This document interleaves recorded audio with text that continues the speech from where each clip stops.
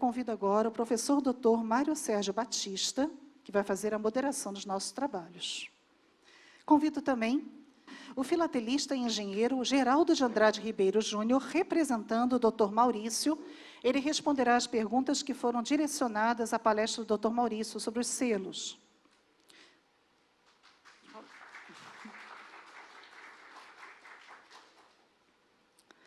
Convido agora a retornar a essa mesa, agora sim, retornando, o pastor Marco Davi.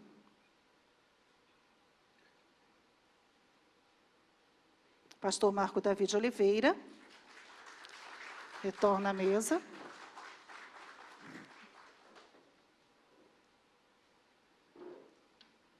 Também já foi devidamente apresentado.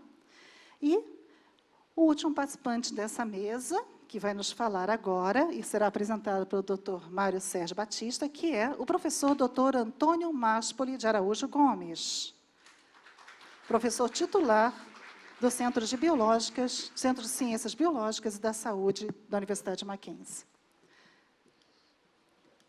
Bem-vindos todos à mesa. Passo a palavra agora ao Dr. Mário, que comandará essa parte. Boa tarde a todos.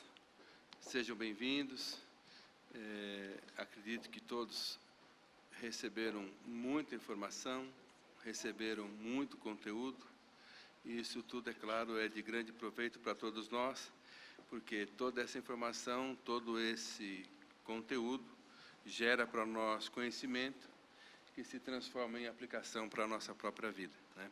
Fico grato por estar hoje aqui, podendo participar desse momento histórico para todos nós, porque, de fato, é um assunto que incomoda, é um assunto indigesto, mas louvado seja Deus que permitiu para a gente esse tempo de reflexão, e tudo o que já foi falado aqui e feito aqui também mostra o nosso compromisso com Deus. A Ele sempre toda a honra, toda a glória e todo o louvor. Me sinto privilegiado por estar nesta mesa como moderador e, em especial, por apresentar o Dr. Antônio Máspoli de Araújo Gomes, que é um colega de ministério, colega já de há mais de 2 décadas, e é sempre um grande prazer estar ao lado dele, ouvindo aquilo que ele tem para apresentar para a gente. Eu peço agora, então, a atenção de todos para a leitura do breve currículo do nosso irmão, professor, doutor Antônio Máspoli de Araújo Gomes. Psicólogo clínico, especialista em psicologia psicossomática junguiana, bacharel e licenciado em psicologia e curso de formação de psicólogo pelo Instituto de Ciência e Tecnologia FMATH, bacharel em teologia, mestre em psicologia, doutor em ciência da religião e em psicologia clínica, psicoterapeuta, analista e coach, pós-doutor em História das Ideias e em Ciências da Religião, professor titular da Universidade Presbiteriana Mackenzie, CCBS, no curso de Psicologia, membro do Núcleo de Psicossomática e do Núcleo de Estudos Junguianos da Pontifícia Universidade Católica de São Paulo, presidente da Sociedade Brasileira de Psicologia, autor do livro Trauma Transgeracional e Resiliência na Diáspora Africana, e vírgula, meu amigo. Professor, doutor, o senhor está com a palavra, só justificando aqui, rapidamente, a ausência do outro palestrante, o nosso irmão, amigo, professor aqui, João Batista. Ele teve um problema de saúde com a família e, por isso, justifica aí a ausência dele. Bem, eu quero agradecer. Você está ligado aqui? Está ouvindo? Todo mundo está ouvindo, né? Eu quero agradecer à Universidade Presbiteriana Mackenzie, por meio do nosso diretor do Centro de Filosofia, Educação e Teologia, e também Dr. Marcel Mendes, e da doutora Lides, que coordena o Núcleo de Estudos do Protestantismo. Eu quero saudar todos os professores, saudando o doutor Alderi, um grande amigo de longa data, de caminhada dentro da igreja, né? E é uma alegria vê-lo aqui, e quero saudar todos os alunos em nome do meu querido ex-aluno e ex-orientando José do Egito. Cadê José do Egito? Está ali, o José do Egito. Eu quero agradecer à Universidade Presbiteriana Mackenzie, porque de 2010 a 2017, nós coordenamos um megaprojeto de extensão e pesquisa no Quilombo do Mel da Pedreira, com 8 professores e alunos desta universidade, que esse projeto ele teve o patrocínio da universidade por meio do nosso magnífico reitor, doutor Benedito Aguiar Neto. É tanto que, quando nós tivemos lá a primeira coleta de mel no Quilombo do Mel, os líderes do Quilombo, os chefes do Quilombo, trouxeram 1 litro de mel para o doutor Benedito, para tentar adoçar a boca dele, para ele continuar bancando, porque foi um projeto caro, muito caro. O projeto foi um projeto de desenvolvimento sustentável, que gerou uma mudança significativa na qualidade de vida do Quilombo, porque nós levamos, em nome da Universidade Mackenzie, para lá, inclusão digital com 80 computadores e um técnico. Nós levamos a apicultura com a implantação de 200 caixas de abelha e o treinamento de 12 apicultores aqui em São Paulo. Nós levamos a piscicultura com a inauguração de 6 tanques de peixe, abarrotados de peixe, né? E levamos também a transformação de uma casa de farinha indígena numa casa de farinha semi-industrializada. E pouca gente conhece os resultados do projeto aqui no Mackenzie. E eu quero agradecer porque foi muito caro e deu excelentes resultados. Além do que, gerou 3 dissertações de mestrado e uma pesquisa que eu fiz durante esses anos todos, que redundou no projeto para a publicação de 3 obras. A primeira obra é Trauma Transgeracional e Resiliência na Diáspora Africana, trabalhando com o conceito novo de trauma transgeracional em povos que sofreram ou sofrem genocídio. Então, nós tratamos os descendentes da escravidão como povos que sofreram genocídio ou sofrem genocídio, e quais as consequências psicossociais para esses povos. É uma pesquisa de campo. Eu fiz um mergulho no Quilombo junto com a minha esposa, fiquei 50 dias no Quilombo e fiz também uma pesquisa sobre o protestantismo no Quilombo, que vai ser esse livro ali, Melhor que o Mel, Só o Céu, Protestantismo na Diáspora Africana.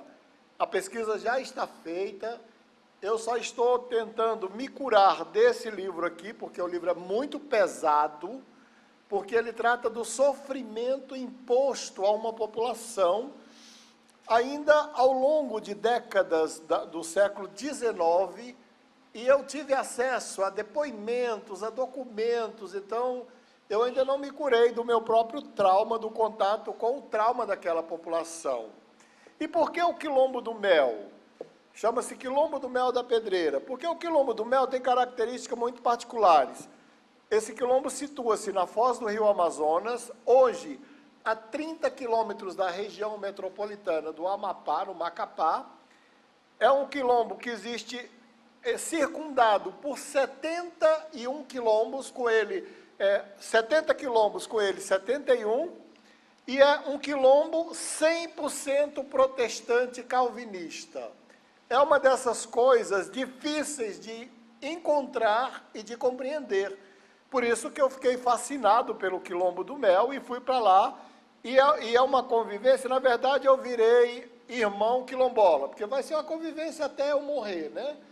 Eles me recebem com muito carinho, a mim e a minha esposa, e fica o meu agradecimento ao seu Oswaldino, né, que é o chefe do Quilombo, E esse quilombo, ele ficou isolado, esses quilombos dessa região ficaram isolados até 1956. Então, para eles, a abolição da escravidão ocorreu em 1956, que foi o ano que eu nasci. Porque Macapá é isolado, né? Quando você chega em Macapá, tem uma placa imensa no aeroporto que diz assim, você está no meio do mundo. Isso que é para você não sentir que está no fim, né? Macapá você só chega de avião ou de navio, não tem estrada ligando ao Brasil. E eles ficaram lá na floresta até 56. E depois eles tiveram, logo em seguida, 2 anos depois, do primeiro contato direto, que eles tinham contato, mas aquele contato do quilombola, né? As trocas simbólicas na fronteira. Mas a primeira picada para Macapá foi aberta em 56, que é a minha idade, e 2 anos depois eles se converteram, e foi uma conversão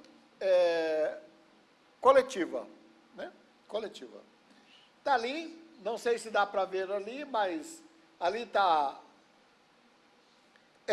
foi o primeiro quilombo titulado do Macapá. Tem só 2 titulados, que é esse, e o quilombo interligado a esse, que é o do quilombo do Rosa. Esse é o primeiro titulado, do Rosa é o segundo, depois não titularam mais nenhum. Ali está eu e a Marta, e é interessante que o nome é Quilombo do Mel, então ali tem toda a proteção federal, né? Porque o quilombo tem 2.750 hectares paulista, então ele é muito cobiçado, e dentro do quilombo, um presbítero quilombola colocou o nome do pedaço dele, Sítio Deus é Fiel. Então parece que Sítio Deus é Fiel é o quilombo, não é? É só um pedaço de um chefe quilombola que ele achava que não devia chamar só Quilombo do Mel. Como ele foi voto vencido, continuou o nome histórico e ele colocou o nome dele. É coisa de birra, né? Não, de crente, né? Não, põe Deus é fiel. Mas eu acho que representa bem o que nós vamos ouvir aqui, porque está interligado ali a história dos negros com o protestantismo recente. Na nossa comitiva, nós tínhamos advogados, antropólogos, sociólogos, tudo aqui, e fotógrafo, né? Doutora Suzana Ramos Coutinho tirou essa foto, que representa bem a nossa visão da causa negra no Brasil. Você tem um menino negro sorrindo atrás de uma janela, que eu acho que ela captou a essência da foto, mas você não sabe o que está atrás, né? Não sabe. Nem eu, que fiquei 50 dias internado no Quilombo do Mel, sei, né? Eu sei parte, mas não sei tudo. Então, é uma pesquisa que está na fronteira da psicologia clínica da cultura. Eu tive que juntar vários métodos para fazer a pesquisa, a observação etnográfica, etnológica, a pesquisa participante, a pesquisação e análise de conteúdo, e eu usei também alguns instrumentos, alguns inventários da psicologia. E, é claro, eu tive que pôr a mão na massa. Não dá para ficar 50 dias no quilombo olhando, né? Eles trabalham muito, trabalham duro, com muita escassez. A renda média de um quilombola brasileiro tem 2.000 quilombos, 2.500 quilombos no Brasil, tem 2.700.000 quilombolas, e a renda média, e aí eu vou fazer uma citação aqui, não tem caráter político, até porque a eleição já passou, né? Que eu já fui muito criticado, até contestado publicamente por fazer.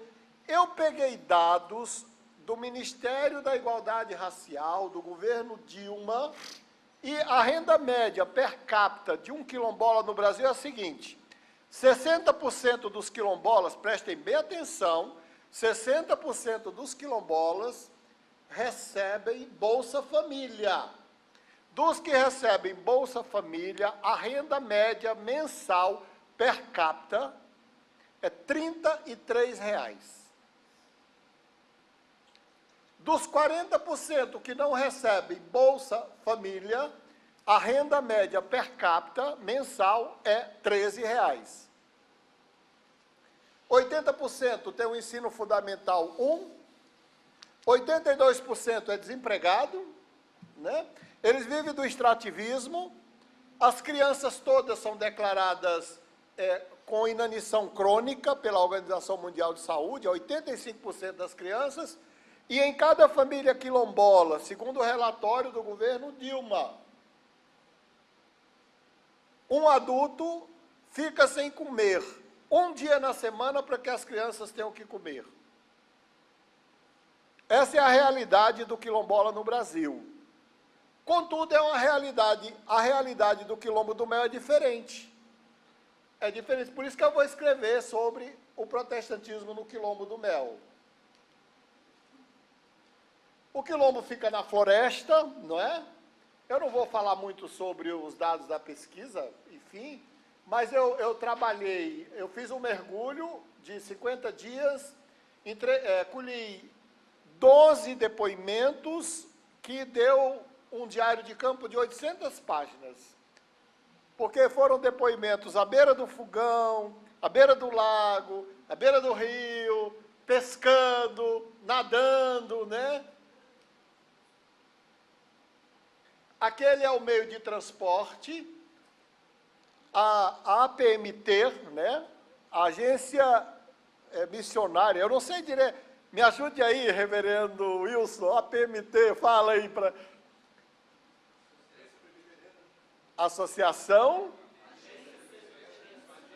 Agência Presbiteriana. Quando eu mandei essa foto para lá e disse que esse era o meio de transporte deles, e é um meio missionário, eles enviaram um barco para 10 pessoas, barco a motor. Chegou lá em 2017. Agradeço também aí a APMT. Eu ainda vou descobrir, falar o nome direito. Existem 60 famílias no Quilombo, com cerca de 300 pessoas. A minha amostra foi constituída de 42 sujeitos, 23 homens e 19 mulheres, de 20 a 80 anos, que é 14,33%, que é uma amostra altíssima. O Quilombo do Mel originou-se... quando eu cheguei lá, eu ouvi o relato de que eles tinham vindo do Marrocos e da fortaleza de Marzagão. E aí tem o Quilombo de Marzagão, Marzagão Velho e Marzagão Novo. Foi a chave para eu reconstruir a história. E aí, quando eu chego aqui, eu vou para as grandes bibliotecas procurar escravos que vieram do Marrocos. Não havia em nenhuma literatura brasileira. Vai haver neste livro a história toda, que eu consegui a documentação, que é exatamente igual à narrativa. Eles eram escravos da fortaleza de Marzagão, no Marrocos, que foi derrotada numa guerra das cruzadas, e por eles terem sido derrotados junto com seus donos, eles foram degredados no Amapá para morrer no século XIX. Os brancos que vieram morreram todos, os negros não. E quando eles percebem que eles são a maioria do Macapá, eles se rebelam e assumem o controle do Macapá, o controle político, econômico e militar, que redunda nesses 71 quilombos na floresta, e o Quilombo do Mel é um dos originários. É uma história belíssima, muito bonita. Essa história está muito viva, por quê? Porque para eles a abolição ocorreu em 56, então está muito viva, muito presente. Uma típica mulher quilombola. Eu já falei aqui esse aqui é o chefe do Quilombo, seu Oswaldino. Eles ainda usam arco, flecha e uma lança africana para caçar, que ele está ali com ela, chamada zagaia. Como é que eu consegui levantar a documentação? Pela fortaleza de Marzagão, porque tem as ruínas da fortaleza, tem toda a documentação e a história é vero. Bem, eu usei vários instrumentos, eu vou pular isso aqui também. O meu interesse por eles começou no dia da primeira viagem, que eu fui mergulhar com eles nesse igarapé, E eu uso óculos multifocais, né? Porque eu tenho uma deficiência visual muito grande. E aí, eles me convidaram para nadar, era de segunda-feira, 14h, e eu fui nadar com eles no Igarapé. E eu pulei no Igarapé com óculos e tudo. E aí fiquei apavorado, porque eu pensei, cego, o que eu vou fazer aqui, né? E quando eles viram o meu tormento, eles falaram assim, vida boa, doutor, vida boa. Como assim? Nós vamos encontrar seu óculos, valendo uma caixa de Coca-Cola. Eu falei, valendo uma Kombi de Coca-Cola. E eles mergulharam até 5h, numa profundidade de 4 a 6 metros, e às 5h alguém levanta com o meu óculos. E eu falei, mas é segunda-feira, vocês tinham que estar trabalhando. E eles, vida boa, doutor, seu óculos é mais importante. Imagina, para eu que moro aqui, perder uma tarde inteira de segunda-feira, né? Aí eu falei, é um povo diferente, estranho, né? Vou conhecê-los. E nada como pesquisar. Foram seguidos todos os cuidados éticos com populações em situação de risco, né? Todos os cuidados, foi submetido a todos os órgãos oficiais e internos da universidade daqui e da PUC. Essa pesquisa foi patrocinada também pelo MAC Pesquisa. E o projeto todo pelo Mackenzie, pelo MAC Pesquisa e pelo um grupo de empresários que bancou parte do que vocês verão aqui no decorrer do trabalho. Três hipóteses nortearam a minha pesquisa. Primeiro, o protestantismo modificou a cultura do quilombo. Segundo, o protestantismo modificou o modo de vida do quilombo. A vida boa foi substituída pelo trabalho, né? Não sei se isso é bom ou ruim, mas foi. E o protestantismo modificou a religião do quilombo, né? São 3 hipóteses aí interessantes. Como é que eles se convertem? Bom, já eu falo. Os objetivos: analisar os impactos positivos e negativos da conversão ao protestantismo numa comunidade quilombola. No caso, protestantismo histórico calvinista. Avaliar o processo de conversão do quilombo do Mel da Pedreira ao protestantismo brasileiro calvinista. Olha como se dá a conversão deles. Em 1950, o último pajé do quilombo teve o seguinte sonho. Os quilombolas não são do catolicismo popular, os quilombolas do Amazonas, de toda a Amazônia legal, nem seguem as religiões afro-tradicionais. Do casamento da cultura africana com a cultura indígena, surgiu uma religião diferente, própria, chamada religião de Pena e Maracá.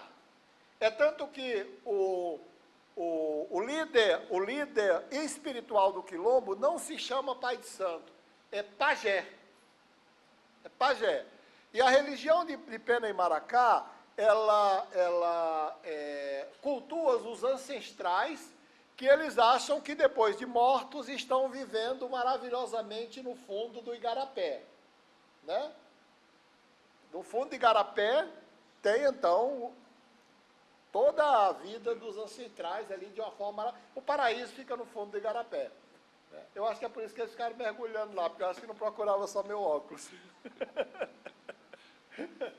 E aí o pajé teve o seguinte sonho. O sonho vai aparecer em todos os livros, porque é um sonho arquetípico. Ele sonhou que ele estava conduzindo o quilombo para atravessar uma ponte velha que estava para cair e ruir e se quebrar de madeira, e logo em seguida tinha uma ponte nova, e a ponte nova ligava com o mundo dos brancos e era uma ponte de concreto. Entre a ponte velha e a ponte nova, os ancestrais, chamados de encantados, que moram no fundo do Igarapé, chegaram para ele e começaram a chorar e disseram para ele, vocês vão nos abandonar. Esse foi o último sonho do pajé. E o pajé acordou chorando e contou para todo mundo, então é um sonho arquetípico, coletivo, que eles vão contar com toda certeza enquanto existirem. E o pajé ficou muito chocado, porque ele pensou que o quilombo ia acabar. Alguma coisa tremenda ia acontecer e o quilombo ia acabar, né? Com todo respeito a vocês, aspas, eu sou um pesquisador, então vou entregar o que eu recebi. Havia um jovem ali no quilombo, esse jovem muito inteligente, maravilhoso, esse jovem está com 90 anos, e muito agressivo, muito violento, e o apelido dele nos quilombos era Bilal Danado. E esse jovem, ele brigou com o sogro, que é o pajé, e para não matar o pajé, ele foi para o Amapá, para Macapá. E em Macapá, porque na intenção dele, ele queria matar o pajé, porque ele já tinha feito isso antes. Mas ele não podia matar o pajé, porque era um pajé, então tem aquela coisa da religião, e era o sogro dele. Aí ele vai para Macapá, e em Macapá ele cruza com uma mulher, presidente da Sociedade Auxiliadora Feminina da primeira igreja presbiteriana de Macapá, que lhe dá uma Bíblia. Ele é um homem inteligentíssimo, brilhante. Ele ficou impressionado e resolveu aprender a ler para ler a Bíblia. E ele aprendeu a ler, leu a Bíblia e se converteu.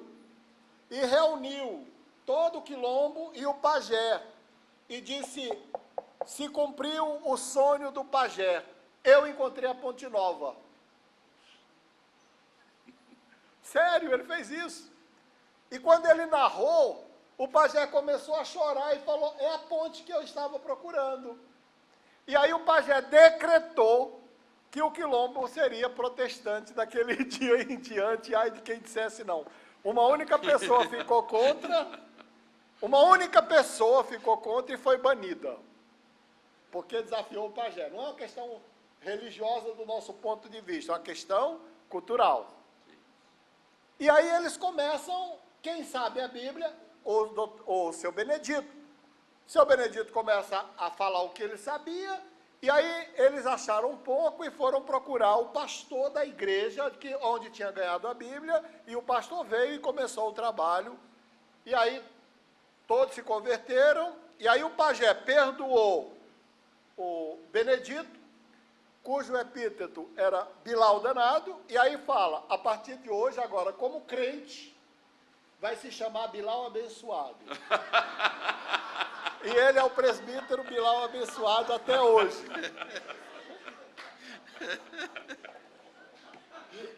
Então foi uma conversão atípica, porque não teve o instrumento de missionários, não teve a inserção etnocêntrica.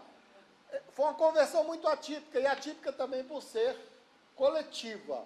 E aí eu resolvi analisar os impactos negativos e positivos da inserção do protestantismo lá. Impacto negativo. Os próprios quilombolas resolveram varrer a cultura africana. Então eles têm uma dança chamada dança do marabaixo, proibiram a dança do marabaixo, né? E proibiram os tambores africanos. Quando eu cheguei e ouvi a história, eu respeitei, enfim, e entendi que é como eles tinham entendido, mas 4 anos depois nós restauramos a dança do marabaixo e os tambores africanos agora para Jesus, né? E eles aceitaram muito bem. E é curioso, porque no dia que tem a grande reunião dos tambores, né, que é no dia da consciência negra, eles tinham ficado, desde aquela época, sem participar. A partir de 2014, eles passaram a participar do Encontro dos Tambores com a dança do marabaixo e os tambores para Jesus, mas eles estão incorporados de novo à comunidade. Então, o aspecto negativo foi de destruir parte da tradição da cultura africana. Agora, aspectos positivos dito por eles. Eles dizem, olha, nós fomos o primeiro quilombo a ter a certidão e o reconhecimento e o título da terra graças ao protestantismo. Eu falei, por quê? Isso eu ouvi dos chefes quilombola. Ele falou, ah, doutor, tu sabe como a gente gosta de burocracia. Como assim? A gente gosta de papel. E quando veio aqui os técnicos, eles dizem, cadê os documentos? Nenhum quilombo tem, mas nós temos. Esse negócio de fazer ata, né? De registrar. Influência.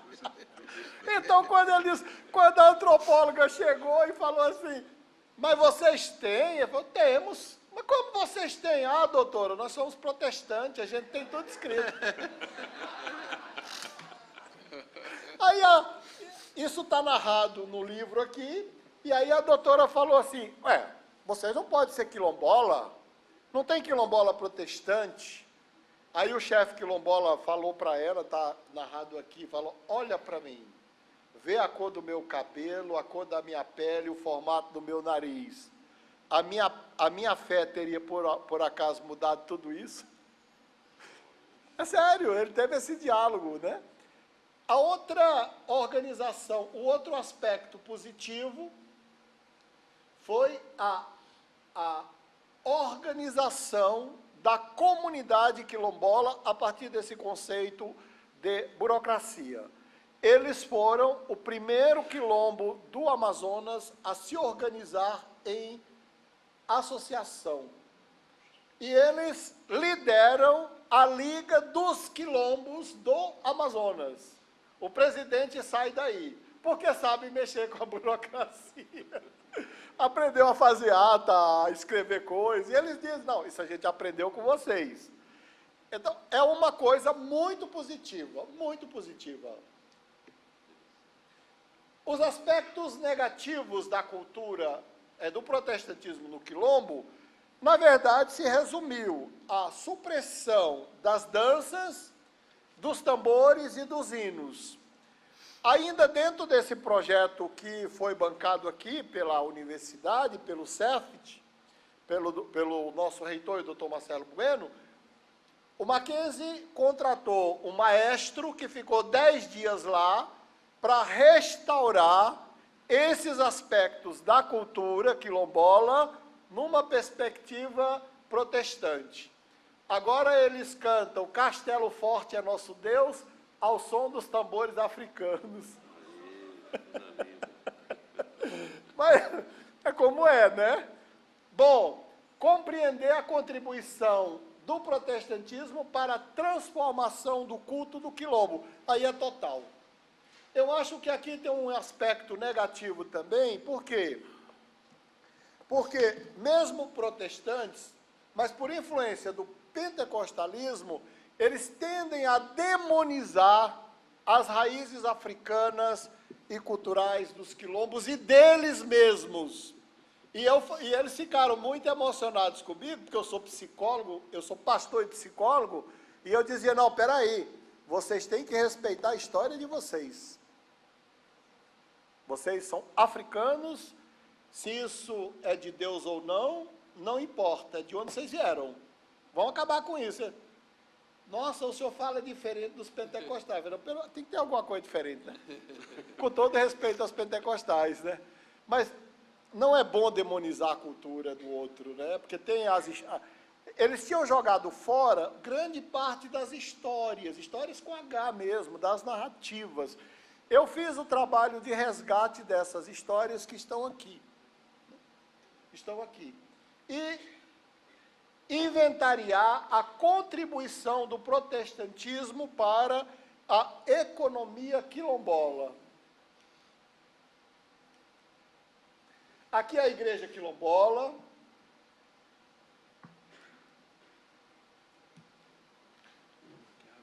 Opa, passei tudo aqui, tá vendo, Lício? Eu não sei lidar com isso. Não sei lidar com tecnologia. Ali, ó. Eu peguei de propósito, porque eu acho que é um protestantismo em construção. Não dá para dizer exatamente como é, né? É tão recente. Eu considero conversões coletivas ou individuais recentes como uma coisa ainda que está acontecendo, né? Então, é um protestantismo em construção. O culto quilombola, hoje, tem os tambores africanos, E é emocionante, emocionante, emocionante, emocionante. Quando eu cheguei lá, a congregação já tinha quase 50 anos, 52 anos mais ou menos. E ela não tinha um pastor residente, sempre missionários, e os missionários moram em Macapá, e missionários brancos. E aí eu reuni os líderes do Quilombo e falei para eles, escolham alguém para nós ordenarmos pastores, pastor. E eles, é ruim. Como é ruim? Ah, imagina, vai ter pastor quilombola, presbiteriano? Eu falei, vai. Eu fiz um preparo do senhor Oswaldino, e no carnaval de 2016, o presbitério do Amapá ordenou o senhor Oswaldino, e quem presidiu a ordenação fui eu. Foi o momento mais emocionante da minha vida de pastor. Por quê? Porque vieram representações dos 71 quilombos. Tinha pajé, feiticeiro, líder, todo mundo lá para participar daquele momento. Primeiro pastor quilombola daquela região, e foi emocionante. E eles trouxeram todos os aparatos, todos os instrumentos. Então, quando começou a soar os tambores, eu comecei a chorar, foi difícil demais, bonito demais, né? E aí eu achei que tinha encerrado essa etapa do meu trabalho lá. A casa de farinha era uma casa de farinha indígena, com todos os instrumentos indígenas, o tipitir, né? Tudo feito à mão, manual. Eu não aguentei 30 minutos aí, porque isso aí dá mais de 50 graus. Só a temperatura local é 40 graus. Hoje, graças a esse projeto, eles têm uma casa de farinha industrializada. Está ali, ó. Dá para ver? E era uma latada, hoje é um prédio, e a produção de farinha foi multiplicada por 10. Hoje eles distribuem a farinha do mel nos grandes supermercados do Macapá. Isso foi projeto daqui, da Universidade Presbiteriana Mackenzie. Nós também colocamos lá, em nome da Universidade Presbiteriana Mackenzie, 200 caixas de abelhas, e eles multiplicaram essas caixas de abelhas. Então eles são exímios apicultores, e eles também vendem o mel do mel, né?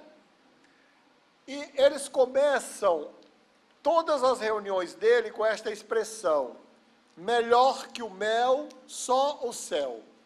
Melhor que o mel, só o céu. Alguém conhece isso? Você está falando junto? Vocês conhecem essa história? Não? Conhece? Oi? Ah, é? Melhor que o mel, só o céu. Na verdade, quando eles falam isso, né, eles estão falando de coisas tão profundas, porque eles estão falando que, para eles, ou a existência deles ou está restrita ao quilombo, ou a saída é para o alto. Não tem outra. Não tem outra. É um quilombo extremamente missionário. Eles têm pontos de pregações em vários quilombos da região. Eu acompanho quando vou para lá. Eu pretendo retomar esse projeto de alguma forma em 2019, porque eu acho que trouxe uma mudança muito grande para a vida do quilombo. Na linguagem simples deles, eles dizem assim: a Universidade Mackenzie trouxe a riqueza. Riqueza, na verdade, é a melhoria da qualidade de vida, é tirá-los da miséria. Eu acho que a grande mudança da vida deles foi o conceito de vida boa, né? No conceito de vida boa, o quilombola, ele vive do extrativismo e ele espera a natureza trazer tudo o que ele precisa. Só que hoje a natureza está degradada na região. Por exemplo, Quando eu apresentei aqui o projeto dos tanques, alguém falou assim, mas o dinheiro é para tanque mesmo? É. Na foz do rio Amazonas? É. Mas lá está assim de peixe. Tá, a 8 quilômetros rio adentro. Na margem não tem mais. Perto não tem mais. Por quê? Está degradado. Poluído, destruído, depredado. E a caça que eles caçam fica de 8 a 10 quilômetros floresta adentro. Então, eles têm que acordar 3 horas da manhã para entrar na floresta lá para as 10 da manhã, porque eles têm que andar a pé para procurar o animal, né? E a coleta também. Por quê? Porque a fruta está cada vez mais distante. O açaí está cada vez mais distante. Então, o que se puder fazer para melhorar a qualidade de vida daquela população é extraordinário. Como parte decorrente do projeto, nós já temos ali no Quilombo uma pedagoga que fez um estágio aqui no Mackenzie, que é a filha, a Natália, filha do seu Oswaldino, e temos um TI, também fruto do projeto. Com todas as críticas que nós podemos fazer ao protestantismo, e eu faço muita, talvez eu devia fazer menos ou nenhuma, o saldo lá é muito positivo, é extremamente positivo. Quando eu falei isso em outros lugares, em outros congressos, alguém fala assim, mas você foi lá destruir a cultura quilombola. Eu respondo de uma forma simples, eu sou psicólogo, não sou antropólogo. Quem tem que conservar são os antropólogos. Eu vou lá, destruo, o antropólogo vai lá e restaura, né? Muito obrigado, viu?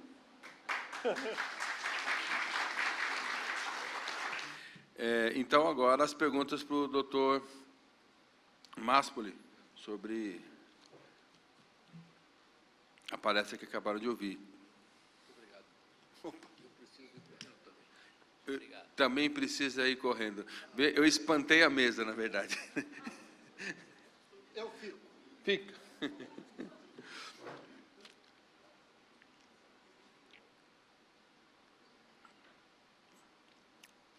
Temos perguntas para o...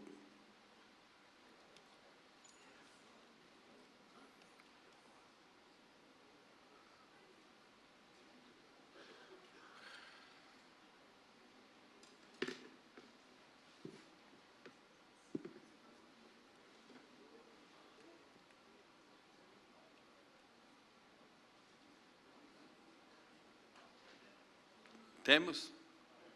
Não temos? Aqui tem uma aqui, ó.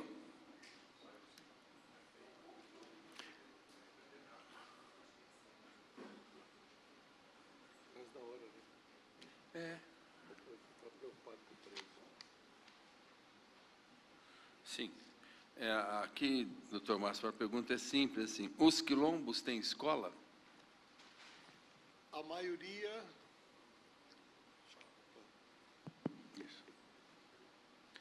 A maioria dos quilombos não tem escola.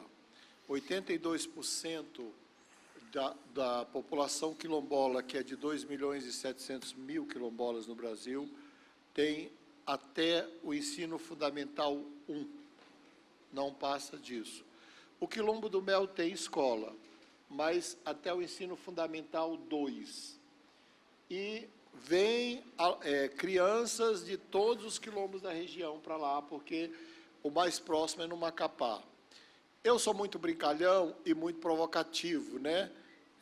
Não tem médico no Quilombo, nem cubano.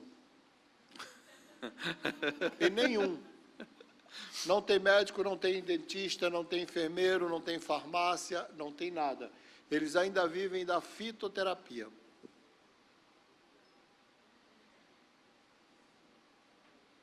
Difícil. Pois não?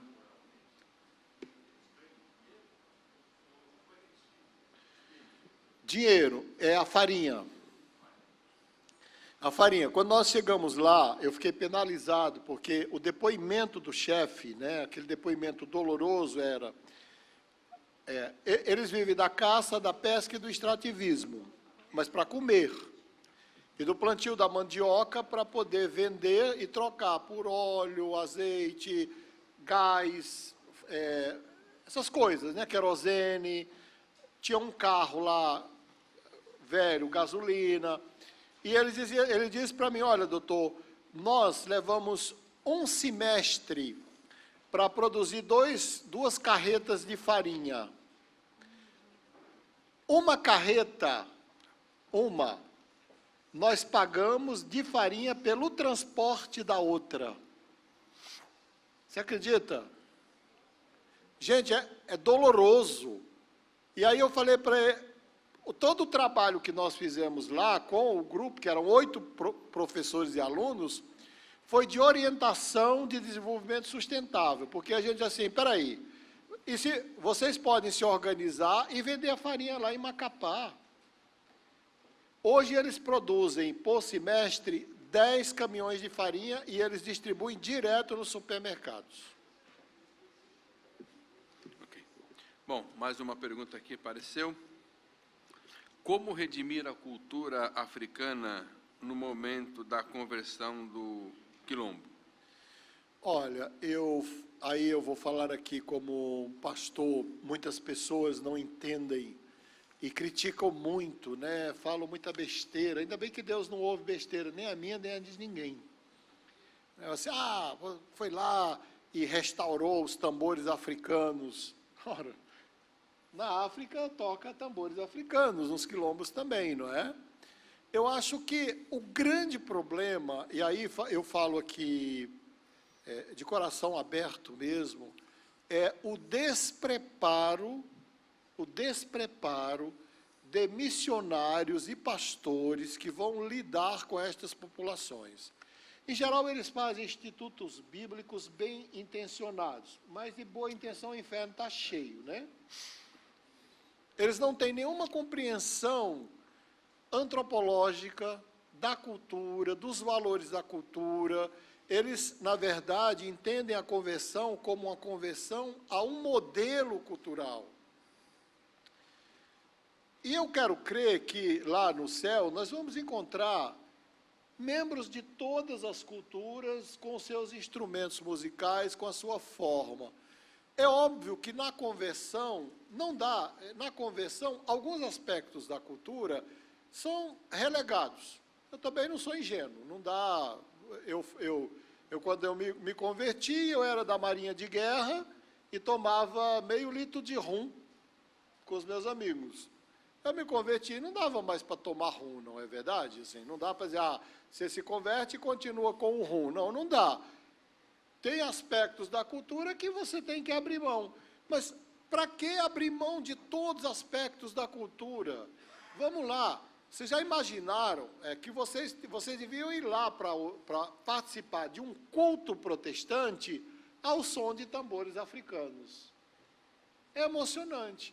Então, eu acho que precisa, a palavra correta é negociação, né? O que vale a pena manter e o que não vale a pena manter. Agora, no caso lá, as missões estão isentas de crítica porque não foram missionários que proibiram nada. Por exemplo, a dança do Marabaixo não é uma dança religiosa, não é uma dança libidinosa, é uma dança que conta a história da escravidão. E aí, ali na surdina, o chefe do quilombo, ele resolveu me mostrar a dança do Marabaixo. E ele começou a fazer a dança do Marabaixo e ele começou a chorar. Eu falei, você está chorando por quê? Não só de saudade, mas porque a dança conta a nossa história. E eu falei, por que não pode dançar na igreja? Não é uma dança, não é religiosa, é uma memória gestual. E ele olhou para mim e falou, e pode, pastor? Eu falei, se não podia, vai poder. Porque vocês contam a história dançando. É uma dança, não é ritual, ela é gestual, ela é memorial, ela é narrativa. Conta todas as etapas, desde a captura até o navio negreiro, até chegar. E aí eles, A gente pode restaurar? Pode. E o presbitério? Vai, deixa comigo. Aí eu fui lá no presbitério, verdade, reunindo e falei, gente, vocês têm alguma coisa contra a dança do mar abaixo? Um olhou para mim e falou, não. Eles poderiam voltar a dançar o mar abaixo lá? Ué, claro. Então, às vezes, é a interpretação errônea, né, dos fatos, da própria conversão. Eu nem digo da interpretação da Bíblia, porque não tem a ver com cultura mesmo. Nós fizemos o que pudemos para restaurar parte da memória daquela coletividade. Ok. Mais uma outra pergunta. Nas entrevistas feitas no quilombola, desculpem, qual a mais impactante para o senhor? A mais impactante, na verdade, eu separei, porque não daria para escrever um livro só. A parte espiritual e religiosa será um segundo livro.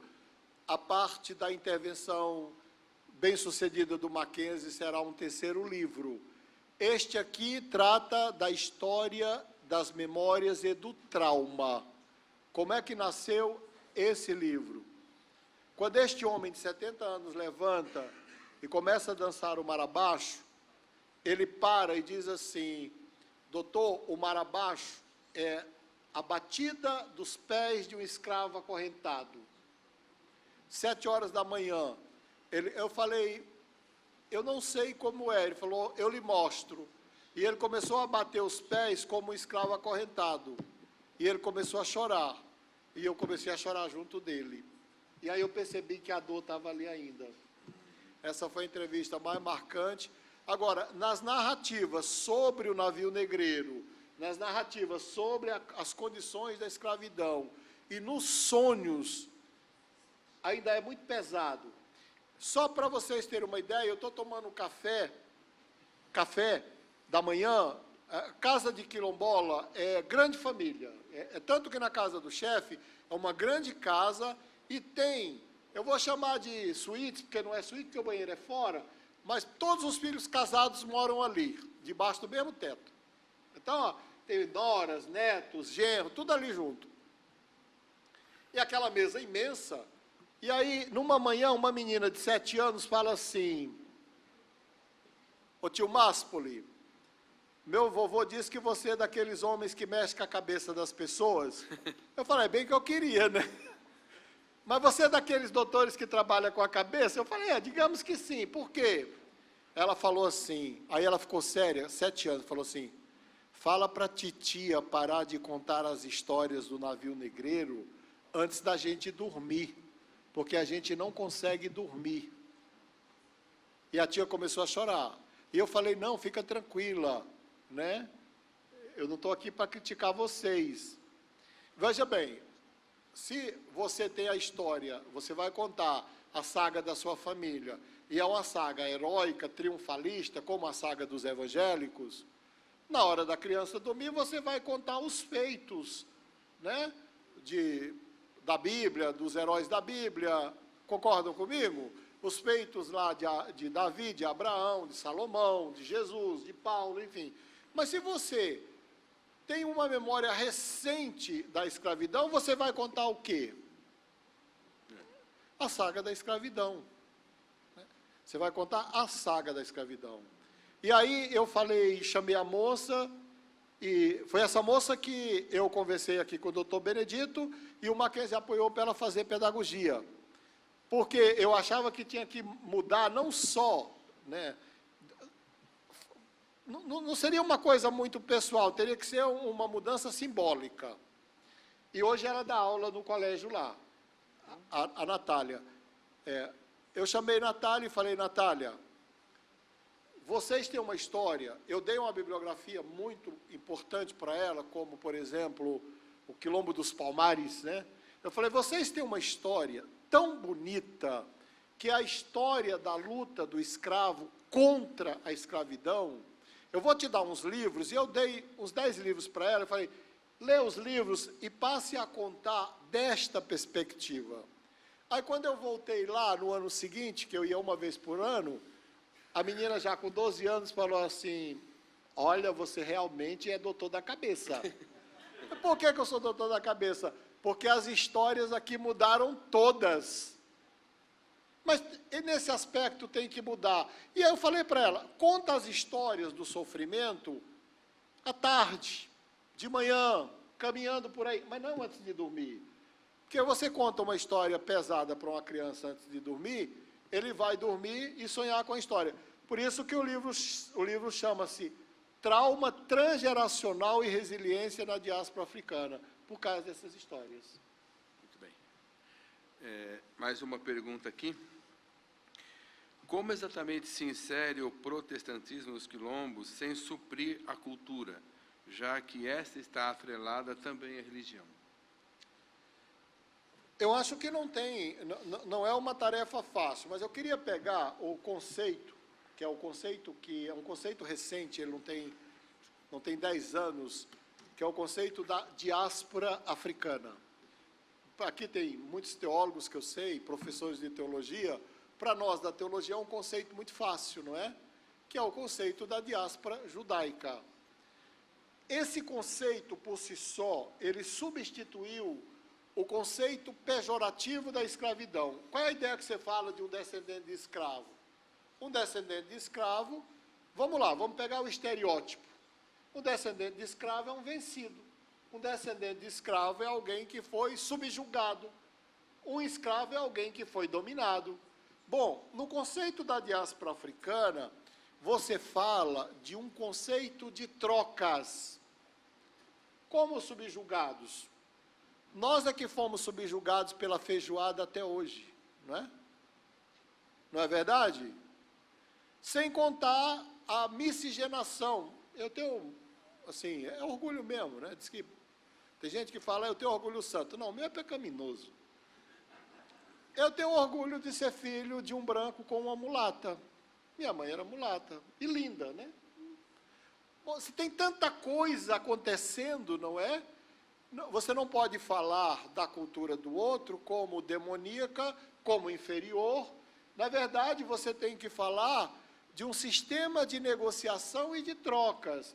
Quando eu fui para o Quilombo, eu vou pegar um exemplo para não me estender muito por causa da hora. Eu trouxe os chefes quilombolas aqui 3 vezes. 2 para falar com o reitor e nas 3 para falar em congressos aqui do Mackenzie. E uma das vezes eu falei para eles, o que é que vocês querem conhecer aqui? Ele falou, a gente quer conhecer a Avenida Paulista e a 25. E era perto do Natal. E aí eu peguei os chefes quilombolas e levei na Paulista, eles ficaram deslumbrados, e levei na 25 e eles ficaram apavorados. E aí eu quis dar uma de branco, né? Aí falei assim, tá vendo? Se vocês não me obedecerem aqui, eu vou abandonar vocês aqui na 25. Aí o chefe olhou para mim e falou, você é espertinho. Me abandone aqui, que eu lhe abandono lá na floresta. Eu falei, opa, melhor não. Então, assim, nós temos que ensinar e aprender. Eu aprendi muito mais com eles do que eles comigo, com toda certeza. Então, eu acho que os missionários deveriam ir para o campo não apenas na perspectiva de ensinar, mas de ensinar e aprender. Ok. Falando em ensinar e aprender, eu recebi aqui 2 perguntas que eu não consigo traduzir. Eu não tenho tanta leitura assim. Então, quem fez as perguntas, se quiser vir aqui, né, e ler a pergunta, fazer a pergunta, eu não tenho segurança para fazer a pergunta, porque eu só consegui ler a primeira palavra, assim. Aí depois ficou... Para mim, né? Para a minha leitura ficou difícil. E a segunda pergunta, eu não sei se é a, se é na, ou se é da, se é para pá, ou se é já. Então, eu não sei. E entendi a última palavra. É língua estranha. Protestante. Então, uma dica aqui, se você veio, se estiver aqui ainda, quem fez a pergunta, estou dando a pista. Você que começou uma pergunta escrevendo assim, e você que fez a pergunta com a última palavra protestante. Assim. A outra. Porque eu tenho seguro para... Há uma história de que os quilombolas não trabalham.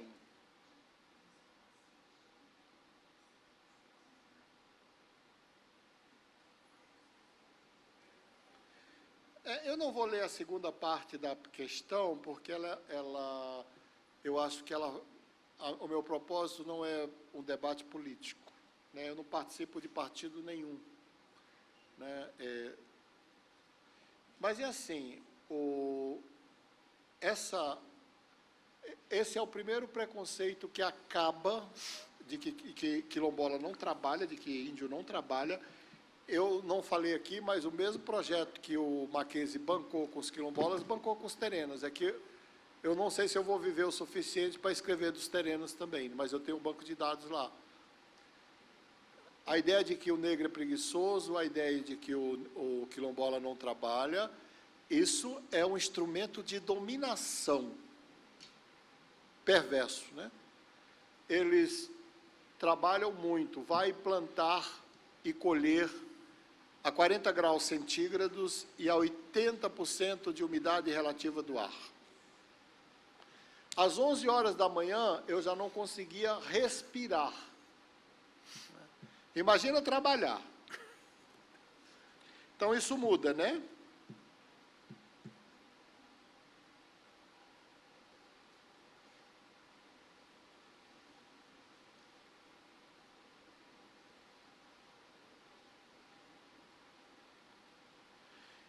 Eu acho que eu entendi mais ou menos o que está aqui, né? Eu concordo, sim. Na verdade, eu acho que o grande problema do modelo protestante conversionista do século XIX para cá é que desconsidera exatamente a cultura dos nativos. Isso já mudou. Por exemplo, eu acho que se trouxer o Dr. Ronaldo Lidório aqui para falar sobre isso, né, eu vou virar um conservador. Eu não tenho certeza disso. Porque a ideia que ele tem é muito mais ampla e apropriada com a minha. Mas eu volto a dizer, eu tenho uma impressão que conversão é tão radical também. Imagina, né?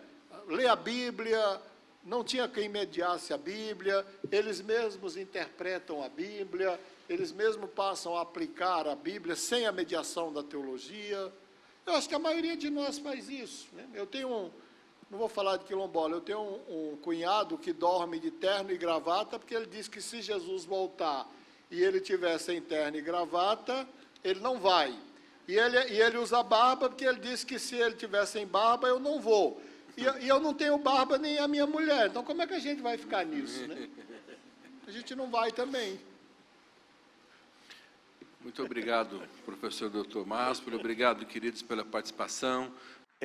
Nós vamos cantar uma canção agora num idioma do povo Nguni, Zulu. E eu sei que todos são fluentes em Zulu, mas mesmo assim eu vou dizer o que a gente vai cantar. Singabahamba yutina kulomba bakefa, ok? Não, eu vou dizer o que quer dizer. Quer dizer, um exército volta para casa cantando uma canção, cantando da sua saudade, vão marchando e cantando e exclamam aleluia. É só isso. Essa frase é repetida 3 vezes. De fato, é uma canção original de um grupo Zulu, o povo Nguni.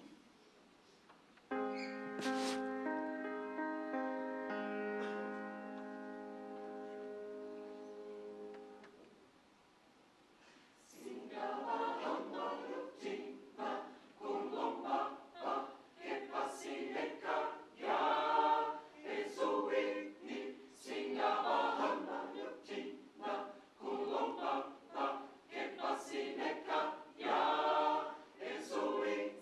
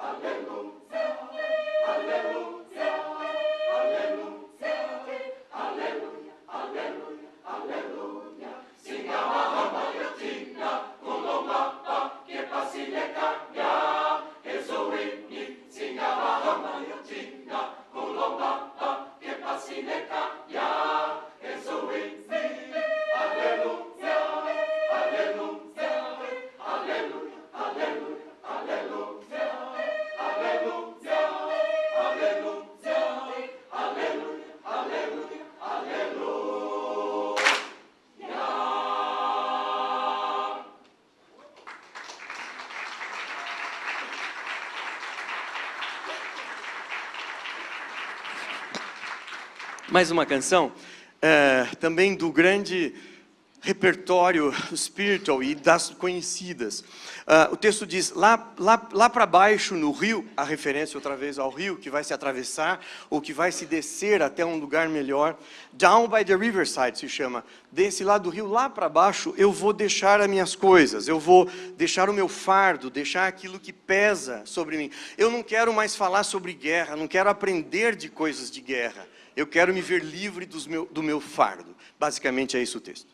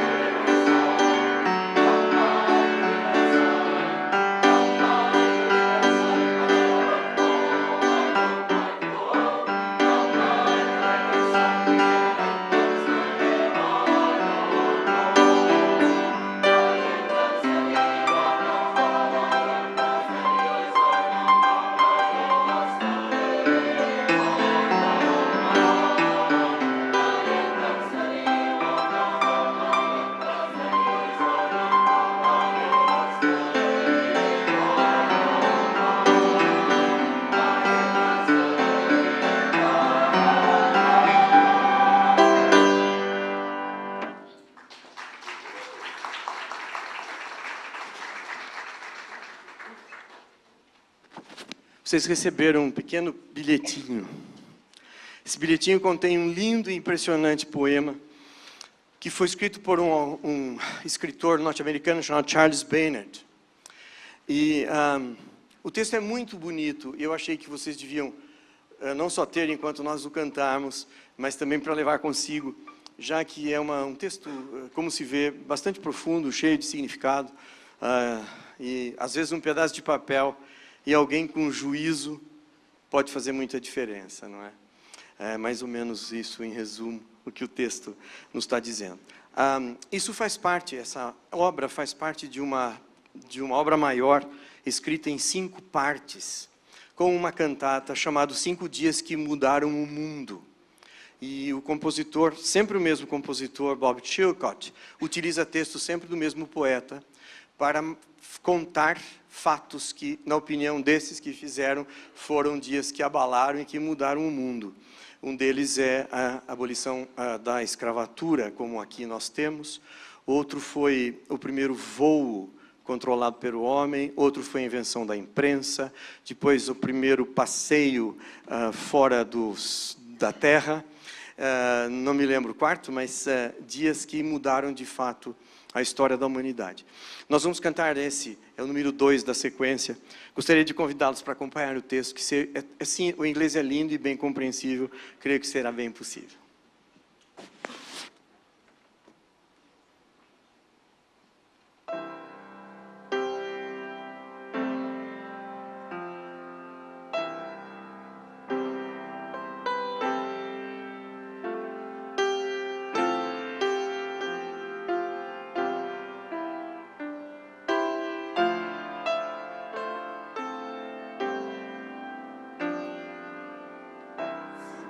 Sometimes a piece of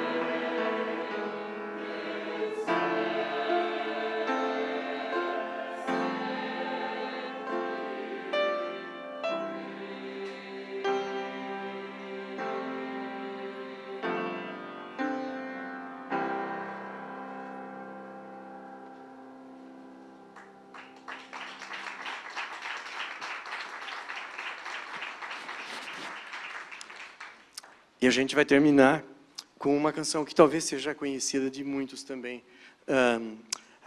Aquele antigo navio que vem lá de Sião, e ele vai me levar para o reino. Nós vamos chamar os nossos solistas aqui para frente, por favor. Acho que bem para ali mesmo. E aí, ótimo. Obrigado.